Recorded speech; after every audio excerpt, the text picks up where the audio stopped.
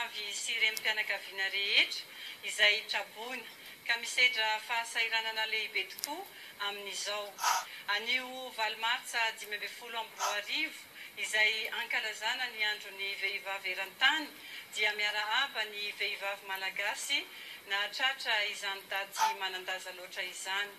Manentana ny lehilahy malagasy rehetra ihany koa mba hifanohana aminay vehivavy satria tsy afa-misaraka ny lahy sy ny vavy amin'ny asa fampandrosoana izay imasoany.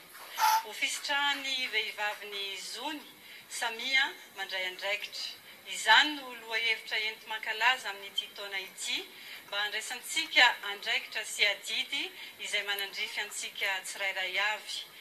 Ry rahavavy malagasy mpiray tanindrazana, izao no fotoana mety indrindra iraisan'ny vehivavy malagasy feo mba ho fampiarana ny zontsika ary ahazoana maneho ny fahavononana, anondrotana sy ampivoarana ny farim-piainan'ny isan-tokantrano ko amin'ny alalan'ny fampahafantarana ny zon'ny vehivavy sy ny fisitrahany no fomba anantanterahana izany.